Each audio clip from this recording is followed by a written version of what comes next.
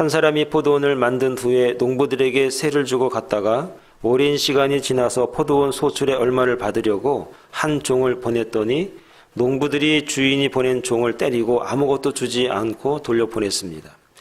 이에 포도원 주인이 다시 다른 종을 보냈는데 그도 역시 능욕하고 돌려보냈다라고 나와 있습니다. 이에 주인이 다시 세 번째 종을 보냈더니 그도 몸이 상해서 다시 돌아오게 됐습니다. 이쯤 되면은 주인들은 대부분 혼을 내거나 다른 방법을 쓸 터인데 주인은 자기의 사랑하는 아들을 보내면 혹시 그는 존대하리라 생각해서 보냈더니 오히려 그는 상속자니 그를 죽여서 그가 받을 유산을 자신들의 것으로 만들 생각을 해서 이들마저 죽였다. 그래서 포도원 주인이 돌아와서 그들을 진멸하고 포도원을 다른 사람에게 넘긴 이야기가 오늘 본문의 내용입니다. 이 이야기는 비유로 말씀해 주셨기 때문에 본문에 등장하는 사람들이 각각 누구를 가리키는 것을 제대로 알아야 오늘 우리에게 주는 의미를 잘 알 수가 있습니다. 그래서 먼저 포도원 주인은 누구를 말하냐면 하나님을 상징하는 것입니다. 악한 농부는 누구를 말하는가? 유대교 지도자들을 말하고 있습니다. 그리고 주인의 종은 여러 선지자들입니다. 그리고 주인의 아들은 바로 우리가 잘 알고 있는 예수님을 상징하고 있습니다. 한마디로 하나님께서 계속해서 선지자를 보내서 말씀하셨어도 듣지 않았기 때문에 종말의 예수 그리스도를 보내셨는데 이마저도 십자가에 못 박아 죽였기 때문에 하나님께서 그들을 심판하시고 그들에게 준 사명을 이방인들에게 넘겨주시겠다라고 하는 말씀인 것입니다. 그래서 이 말씀의 의미를 알고 있는 유대 종교자들은 이 비유가 자신들에게 하신 말씀인 줄 알고 이때부터 예수를 잡으려고 했던 것입니다. 그러면 이 비유를 자세히 살피면서 포도원 농부이신 그 하나님은 어떤 하나님이신가에 대해서 우리에게 주는 메시지를 깨달을 수 있는 그런 귀한 시간이 되기를 바라겠습니다. 첫 번째는 모든 악은 욕심으로부터 시작이 된다라는 것을 이 본문이 오늘 우리에게 주는 교훈이 되겠습니다. 오늘 14절의 말씀을 한번 다 같이 읽습니다. 시작. 농부들이 그를 보고 서로 의논하여 이르되 이는 상속자니 죽이고 그 유산을 우리의 것으로 만들자 하고 그랬습니다. 우리가 읽어서 알고 있듯이 과수원 주인은 때가 되자 농부들에게 세를 받으려고 종을 보냈습니다. 그렇게 계약이 된 겁니다. 그랬더니 첫 번째 보낸 종은 때리고 거저 보냈습니다. 다시 종을 보냈더니 그도 몹시 때리고 능욕하고 거저 보냈습니다. 다시 세 번째 종을 보냈더니 상하게 하고 내쫓아 버렸습니다. 그리고 마지막으로 사랑하는 아들을 보냈더니 쫓아는 정도가 아니라 이제는 죽였습니다. 그런데 아들을 죽인 이유를 설명하고 있는데 14절에 상속자니 죽이고 그 유산을 우리의 것으로 만들자라고 하는 욕심들이 그들에게 생겼던 겁니다. 사실 농부들은 이미 갖추어진 포도원에서 일하게 된 것만으로도 영광이고 일할 수 있다는 것만으로도 그 당시 상황으로는 굉장한 기회였던 것입니다. 그런데 그들은 욕심 때문에 자신의 분수를 알지 못하고 오히려 주인의 아들마저 죽여서 과수원을 자기들의 것으로 만들려고 했다라고 하는 것입니다. 사랑하는 여러분, 욕심이 이렇게 잉태해서 죄를 낳고 죄가 점점점 자라나서 우리가 파멸과 멸망을 받게 된다는 사실이 오늘 포도원 농부의 비유가 우리에게 주는 귀한 교훈이다라고 하는 것입니다. 오늘 저와 여러분들이 그래서 이 세상에 소망을 두고 이 세상만이 우리에게 소망이 있다면 가장 중요하신 하나님의 은혜를 잃어버리고 하나님으로부터 주시는 놀라운 축복을 저버리게 된다는 사실이 오늘 우리에게 주어져 있는 교훈이 되는 것입니다.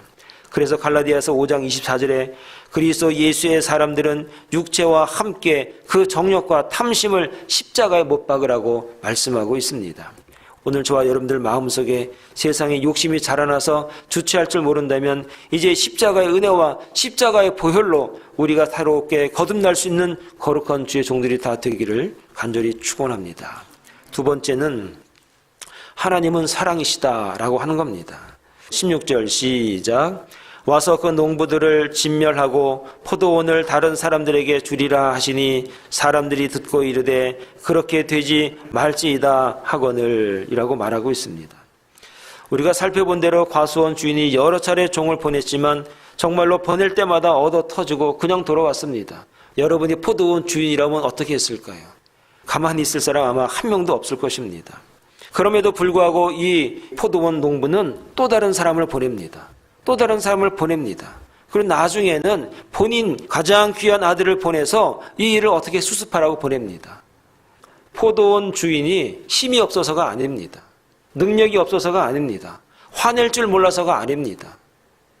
포도원 농부는 사랑이 많은 사람이었습니다. 그 당시에는 로마 시대였습니다. 로마 시대에 잘 사는 사람이 있었는데 그 잘 사는 사람은 누구냐면 유대인들 중에서 로마 정부와 결탁을 해서 큰 농장을 운영을 하면서 소작인들의 피를 빨아먹고 소작인들의 가장 가난한 사람들의 어려움을 빨아먹는 그 사람들은 잘 먹고 잘 살았습니다. 그래서 소작인들은 잘 사는 사람들에 대해서 정부와 결탁한 사람들에 대해서 좋은 감정이 없었습니다.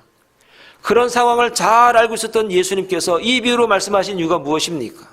그 환경을 잘 알고 있기 때문에 사람을 보내고 선지자를 보내고 말씀을 증거해주고 기회를 주고 사랑을 베풀어준 이 하나님의 은혜를 저버린 이 유대인들을 향한 하나님의 말씀, 하나님의 메시지라는 사실을 오늘 우리가 알게 되는 것입니다. 제가 종종 말씀을 드리지만 예수님이 이 땅에 오셨다는 얘기는 아들이 이 땅에 오셨다는 얘기도 되지만 하나님 자신이 사람이 돼서 아들의 위치로 이 땅에 오셨다는 겁니다. 그리고 본인이 십자가의 고난을 받으시고 십자가에서 피를 흘려 죽으셨다는 것이 십자가의 보혈의 은혜라는 겁니다. 하나님은 얼마나 우리를 사랑하시는가? 기회를 주고 자기 아들을 주면서 자기가 희생하면서 자기의 사랑을 우리에게 확증해 보이시는 하나님이라는 사실을 우리에게 가르치고 계십니다. 힘이 없어서가 아닙니다. 능력이 없어서가 아닙니다. 화를 낼 줄 모르는 그런 바보가 아니라 사랑이 많으신 하나님이라는 사실을 우리에게 가르치고 있습니다. 그러므로 저와 여러분들이 이 하나님의 사랑 안에 있다면 오늘 하나님께서 우리에게 주는 그 은혜를 잊지 말고 맡겨진 사명을 감사로 감당할 수 있는 거룩한 종들이 다 될 수 있기를 간절히 축원을 드리겠습니다. 세 번째로 하나님께서는 일하시는 방법이 사람들과 다르다는 겁니다. 자, 17절 말씀에 이런 말씀이 있습니다. 그들을 보시며 이르시되 그러면 기록된 바 건축자들의 버린 돌이 모퉁이의 머릿돌이 되었느니라 함이 어찌미냐. 16절에 그렇게 하지 마십시오. 우리를 진멸하지 마십시오. 이 포도원을 다른 사람에게 넘겨주지 마십시오 라고 간청을 하자 17절에 예수님이 이렇게 대답을 하신 겁니다. 여러분 17절은 건축자들이 버린 돌이 모퉁이의 머릿돌이 되었다고 하는 말씀입니다. 여러분 이 말씀이 어디서 나왔냐면 시편 118편 22절에 보면 이 말씀이 그대로 인용이 됩니다. 건축자가 버린 돌이 집 모퉁이의 머릿돌이 되었나니 이는 여호와께서 행하신 것이요 우리 눈에 기이한 바로다. 건축자들이 버린 돌이라고 하는 것은 필요 없어서 버린 돌입니다. 그런데 하나님께서 그 버린 돌을 가지고 집 모퉁이의 머릿돌로 사용하셨다는 겁니다. 여러분 모퉁이 돌은 유대 건축에서 핵심적인 돌입니다. 우리말로 얘기하면 주춧돌을 말하는 겁니다. 주춧돌이 없이 건물을 세울 수는 없습니다. 건축자들이 왜 이 돌을 버렸을까? 쓸모없기 때문에 버렸습니다. 그들이 한 번, 두 번 집을 져본 경험이 있는 사람들이 아닙니다. 이 돌은 정말로 쓸데가 없는 돌입니다. 어디에도 쓸데가 없는 돌입니다. 그래서 버린 겁니다. 그런데 하나님께서는 건축자들이 버린 돌을 가져다가 집 모퉁이의 머릿돌이 되게 하셨다라고 하는 겁니다. 이것을 통하여 무엇을 오늘 우리에게 말씀하고자 하느냐? 하나님께서 사용하시는 대상과 사람이 사용하는 대상이 전혀 다르다는 겁니다. 세상에서는 강하고 지식이 있고 외모가 탁월한 자를 사용하십니다. 그러나 하나님께서는 악한 자를 들어 강한 자를 부럽게 하십니다. 어리석은 자들을 사용하셔서 지혜로운 자를 부끄럽게 하시는 하나님이라는 사실을 오늘 우리에게 말씀하고 계신 겁니다. 그것은 우리의 약함을 통하여 하나님의 능력을 드러내기 위해서 그렇게 하셨다는 겁니다. 그래서 고린도 후서 12장 9절에 이렇게 말씀합니다.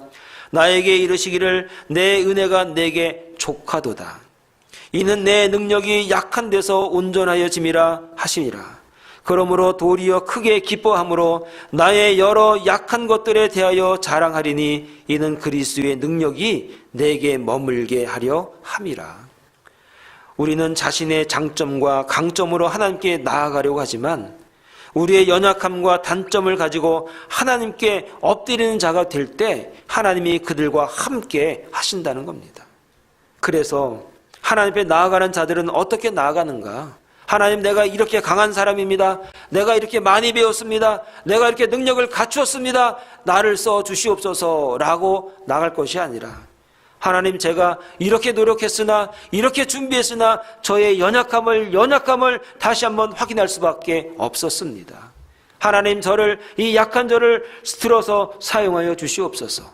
나와 함께하여 주시옵소서. 나의 부족함을 채워 주시옵소서라고 겸손함으로 나아갈 때, 하나님이 그것과 함께, 그 신앙 고백과 함께 하나님이 함께 하심으로 하나님이 은혜를 베풀어 주신다라고 하시는 것입니다. 사랑하는 여러분, 오늘 저와 여러분들이 이 땅에 살아가면서 내가 약함을 느낄 때가 얼마나 많이 있습니까? 노력해도 해도 끝이 없는 이 세상살이를 살면서 얼마나 나의 부족함과 연약함을 그때마다 느끼고 있습니까? 그럴 때마다 우리는 좌절할 것이 아니라, 그럴 때마다 우리는 실망할 것이 아니라 하나님의 은혜를 사모하고 하나님의 함께 하심을 기대하면서 나아가는 주의 종들이 되기를 바랍니다. 하나님은 약한 자를 들어 쓰십니다. 우리가 잘 알고 있는 아브라함이라고 하는 사람이 있습니다. 그 사람은 갈대아 우르에서 우상을 만든 사람이었습니다. 그가 하나님이 함께함으로 말미암아 믿음의 조상이 되지 않았습니까? 여러분, 우리가 잘 알고 있는 요셉이라고 하는 사람이 어떤 사람입니까? 형들에게 팔려서 애굽에서 옥살이하면서 살았습니다. 그런데 요셉을 애굽의 총리가 되게 하셨습니다. 하나님께서는 살인자였던 모세를 사용하셔서 이스라엘 민족을 구원해낸 영도자로 하나님이 사용하셨다는 것을 우리가 알아야 됩니다. 사랑하는 여러분, 내 강함을 가지고 나아가면 하나님께서는 우리를 사용하지 않으십니다. 강하기 때문에 그렇게 하게 놔두라는 겁니다. 그러나 내 연약함과 내 약함을 가지고 하나님 앞에 나아갈 때 하나님은 그 약함을 들어 쓰시는 하나님이라는 사실입니다.